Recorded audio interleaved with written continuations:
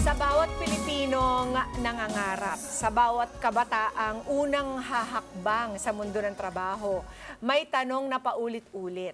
Paano magsisimula kung wala pang panimula? Ito naman, resume, check. Confidence, meron. Pero paano kung ang dami mong kailangan bayaran? Clearance dito, certificate doon, bago ka makapagsimula, ubos na po agad ang laman ng bulsa nyo. Naku.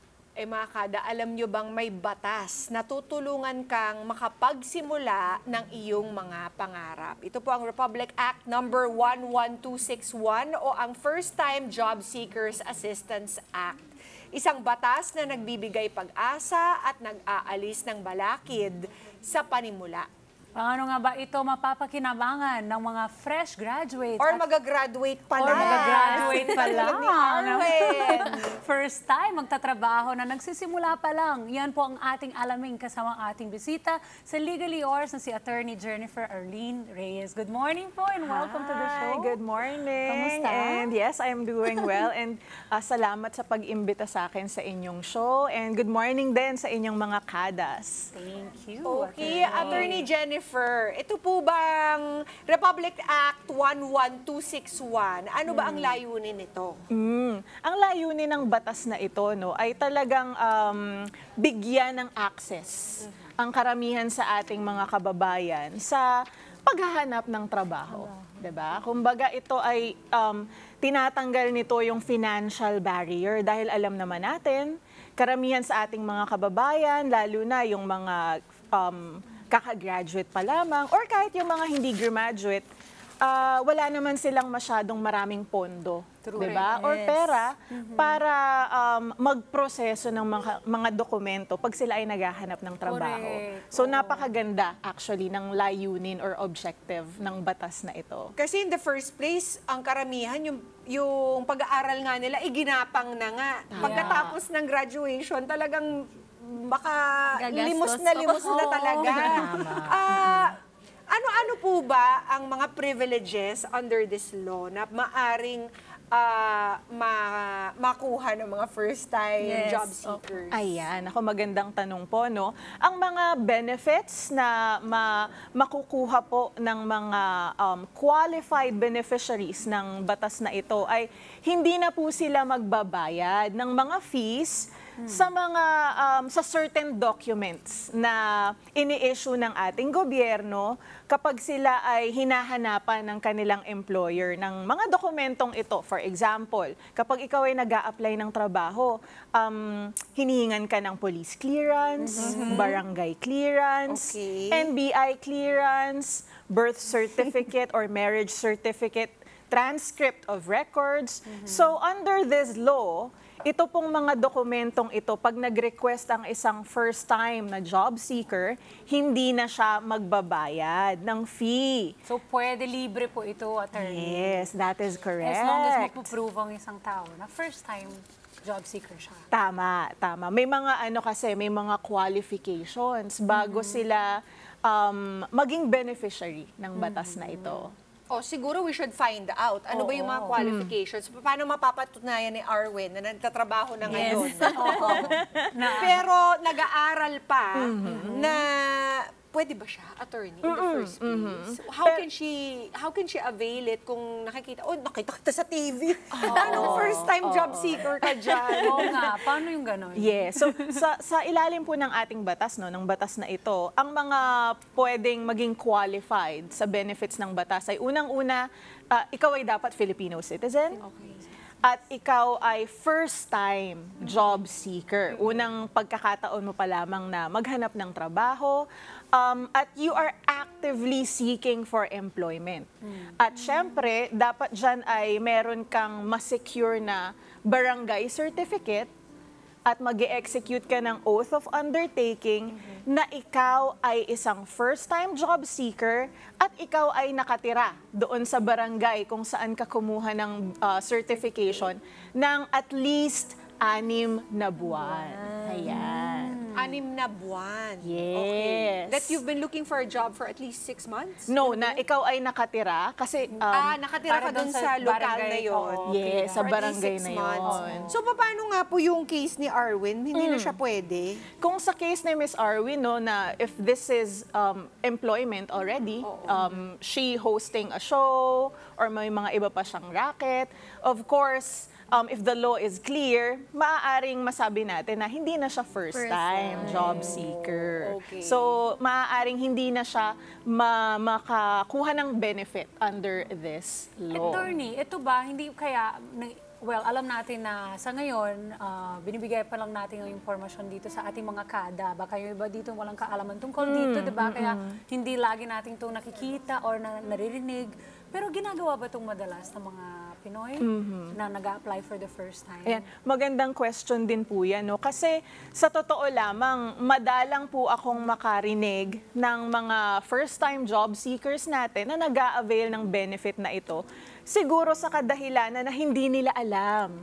Lack of knowledge about this. Na nag-e-exist ang batas na ito. Kaya napakaganda ng topic ninyo para mas ma-inform ang publiko, lalo na yung mga kababayan natin na may kailangan dito sa batas na ito, na meron pong law na nag-e-exempt sa pagbabayad ng fees kapag kayo ay hihingi ng certain documents sa gobyerno in relation to seeking employment. Magkano ba, attorney, sa iyong sa iyong estimate, yung matitipid ng isang first-time job seeker with the benefits? Nako, kumbaga, Magkano ba binabayad sa mga ganyang dokumento ngayon? nga, magkano Aba, kapag birth certificate po, for example, ako kumuha ko recently ng aking birth certificate, 300 plus na yon. Okay. Isa lang yun na document. Yes, isang Oo. copy lang yun. Kapag po, alam nyo naman, sa Pilipinas, napakadaming requisites na hinihingi ang mga employer. Paano pa yung NBI clearance, yung Police, police barangay, clearance, barangay clearance, transcript of records. So, libo rin ang aabutin. Maaaring sa iba, ito ay maliit lamang na halaga, pero sa mga kababayan po natin na nagsisimula pa lamang, of course, this is a great help for all of them. Nasa Yung mga pamasahe pa nila, 'di ba? Yung pamasahe pa nila, pagkain. Pwede rin ba yun hingin? I-reimburse. Tsaka meal allowance. Sana all. Sana nga eh. Nako, tumakbo kang senator, Miss Pia, baka sakaling. Okay. Lilinawin po natin mga dokumento lang po. Yes, Ninyo, oo, ha? documents Huwag po lamang kayo po pupunta muna. sa munisipyo at humingi ng transportation at meal allowance. Paano nga ba ito ma-avail, attorney? Ayan. So siguro po bago ma-avail, i-inform ko lamang po yung ating mga kadas kung sino-sino ba yung talagang pwedeng maka-avail, no? In addition to what I stated a while ago. So, yung mga graduates po ng schools or universities, at kahit yung mga high school graduates na nakatapos ng K-12 programs, qualified po kayo dito. Yung mga out-of-school youth po natin, qualified din po kayo. At kahit po yung mga hindi nakatapos ng pag-aaral or hindi man lamang nakaabot ng secondary education, pasok din po kayo dyan. So, paano naman yung mga working students? Under the law, qualified pa rin kayo na mag-avail ng benefits ng batas na ito. At kahit yung mga estudyante po na kumbaga huminto muna sa pag-aaral, nag-take muna ng leave of absence sa kanilang mga universidad or colleges, pati po yung mga graduates ng mga technical or vocational courses, maaari po kayong mag-avail ng benefits ng First-Time Job Seekers Assistance Act. So, paano, no? Paano po mag-avail? Attorney, yung mga nag-apply before, hindi natanggap, qualified. Pwede pa Pasok rin yun. yun. Halimbawa, I'm being applying and then for now, I took the advantage of this, yung act na meron tayo ngayon. Pero hindi ako natanggap. Sa susunod ko na application, okay lang yun. Actually, magandang tanong yan. Kasi there's some ambiguity, di ba? Kasi ang sinabi lang nila ng batas, first-time job seekers. So, paano naman nga, 'di ba? Hindi ba nila na-foresee itong situation na nag-apply tapos hindi natanggap, hindi na ba valid yung mga documents na yon, or kailangan ba magbayad na sila sa susunod? Pero under the law po kasi nakalagay din doon na kapag may ambiguity doon sa interpretation ng batas, kailangan desisyonan ito in favor of the applicant. So in my humble legal opinion, dapat ilibre pa rin nila. Correct. Kasi hindi na nga natanggap Oo, 'di ba? Kawawa totoo. naman. So, yun ang spirit of the law. Dapat, Yes.